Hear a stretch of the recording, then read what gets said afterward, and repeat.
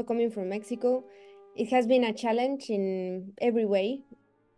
When I studied, I was usually the only woman in my class. You don't see female composers being programmed in big opera houses.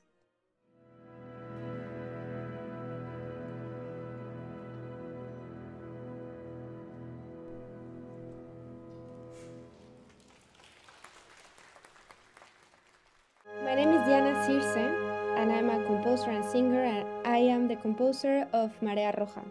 Well, it was devastating to write that piece. The story behind it was that my best friend, she's a singer, and she worked with Tumenpash, that it's an ensemble of 6 female voices, where I was also singing when I was in Mexico, much younger.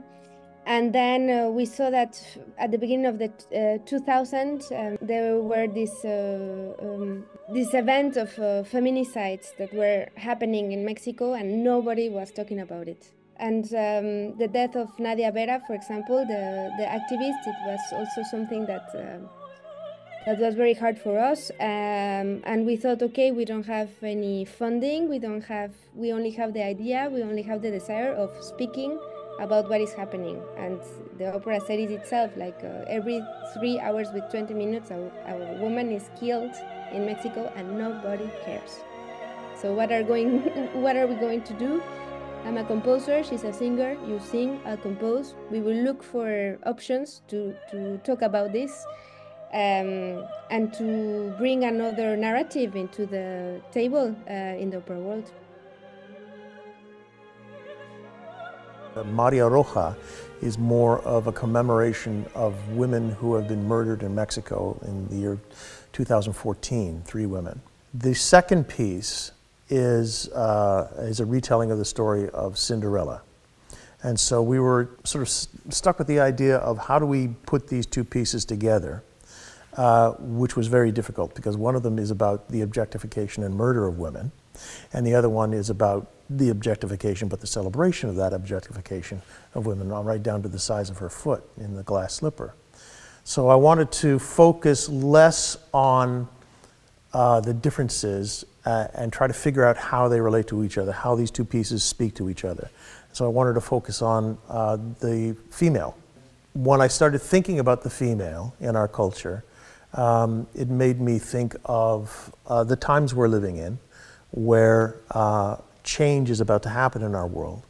And when change happens, people get frightened because people don't like change. You either embrace the change or you react against it. And I think that what's been happening is victimization that happens in change. And the first people to get victimized are women, which made me think of the 1920s, which is weird because we're now in the 2020s. But in the 1920s, there was a real surge of creative power that was happening around the world. Berlin was one of the focal points, but in the movie industry here, there was a lot of freedom of expression, and there was a lot of fluid gender expression, and a lot of sexuality on screen. And so when the 30s came, there was a reaction to that kind of freedom here in the United States, and the Hays Commission was formed.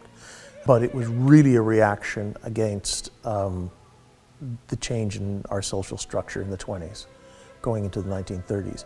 And I find it interesting that we are in 2020, and we're about to enter into that period. And I think as humanity, as human beings, we have the opportunity either to embrace the change and see where it takes us, or react against it and go backwards in time to a place which was much more repressive and dangerous. When I studied, I was usually the only woman in my class, and I think still like that in most of the concerts and most of, for example, of the opera companies. I do opera, and usually you don't see female composers being programmed in big opera houses. And also nor considered for the programming of the orchestras.